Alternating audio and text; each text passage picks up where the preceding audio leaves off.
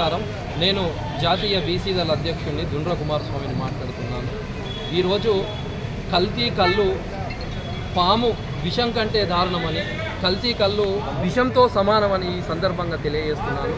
మనందరికీ తెలిసిందే, ఈరోజు హైదర్ నగర్లోని శంషీగూడ ఇందిరానగర్ ప్రాంతంలో ఒక కళ్ళు కాంపౌండ్లో కల్తీ కళ్ళు ద్వారా ఒక ఘటన జరిగింది.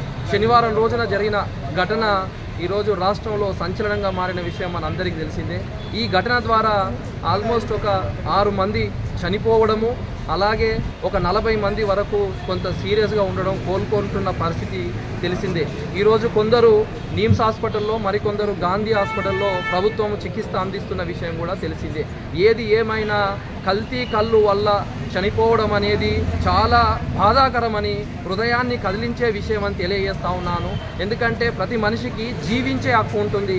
ఆ జీవించే హక్కును భంగం కలిగించడం, ఉల్లంఘన చేయడం అనేది చట్ట ప్రకారం నేరమని, ఈ సందర్భంగా దీని యొక్క యాజమాన్యంపై 24 గంటల్లో విచారణ చేసి, ఇన్వెస్టిగేషన్ చేసి వెంటనే వాళ్ళను రిమైండ్ చేయాలని తెలియజేస్తున్నాను. అంతేకాకుండా ఆ స్థానిక ఎక్సైజ్ అధికారుల నిర్లక్ష్యం కూడా ఒక కారణంలా కాబట్టి ఈరోజు తెలంగాణ రాష్ట్ర ప్రభుత్వానికి నా యొక్క ప్రత్యేక విజ్ఞప్తి చేస్తున్నాను. స్థానిక ఎక్సైజ్ అధికారులను కూడా వెంటనే చర్యలు తీసుకోవాలని తెలియజేస్తున్నాను. ఈ సందర్భంగా ప్రభుత్వానికి నా సూచన ఏమిటి అంటే, ఈరోజు రాష్ట్రం మొత్తంలో ఇలాంటి కళ్ళు కాంపౌండ్లపై ఒక యుద్ధ ప్రాతిపదికన వెంటనే ఈరోజు మనం సర్జికల్ స్ట్రైక్ చేసినట్టుగా మొత్తం వాటిపై దాడులు చేయాలి. ఏదైతే కల్తీ కళ్ళులో నాణ్యత ఏ విధంగా ఉందో విచారణ చేసి అన్నింటినీ సీజ్ చేయాల్సిన బాధ్యత కూడా ఈరోజు ప్రభుత్వం పైన ఉందని, అలాగే నేను పైన కూడా అడిగి తెలుసుకున్నాను, వారికి చికిత్స కూడా మంచిగా అందిస్తున్నారు వెంటనే అని అక్కడ ఉన్న వైద్యులు కూడా చెప్పడం చాలా మంచిది.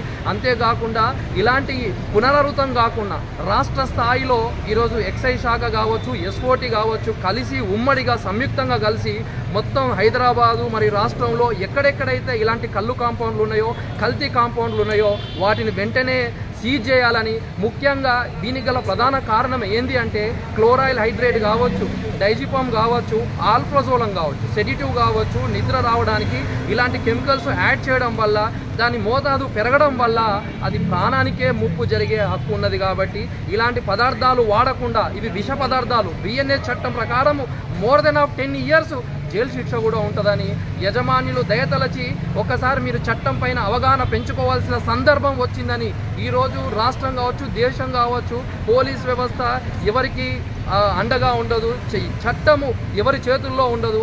ఎవరైనా అన్యాయం